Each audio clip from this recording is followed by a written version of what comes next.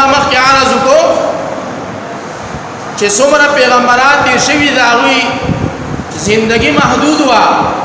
د دعوت کار محدود و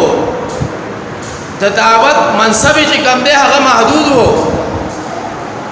امت چې کوم دی هغه محدود و او چې کله په هغه پیغمبر د دنیا نه لاړو نو بل پیغمبر ته هغه منصب چې کوم دی حواله شو په نوي شریعت سره لیکن د رسول الله صلی الله تعالی علیه وسلم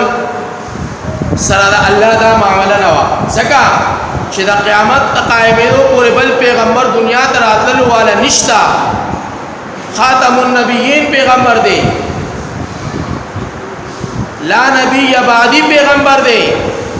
لا کتاب بعدی پیغمبر دی لا رسول بعدی پیغمبر دی لا شرعیت بعد شرعیتی پیغمبر دی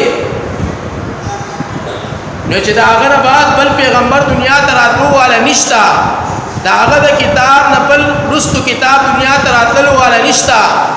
د انسان د هدایت لپاره د الله رب العزت بل دین دنیا ته راتلو والا نشتا نو دا امت عالمی امت ته دا کار چې کوم دی د ختم نبوت په صدقه باندې دي طرف میلاو شوی دی ځکه فرمای انا و من تبعني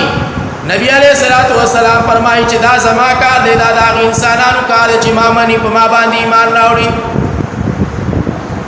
نو چې کوم انسانانو په نبی علیہ الصلوۃ والسلام باندې ایمان راوړي د کلمه ویلې دا غوي کار دی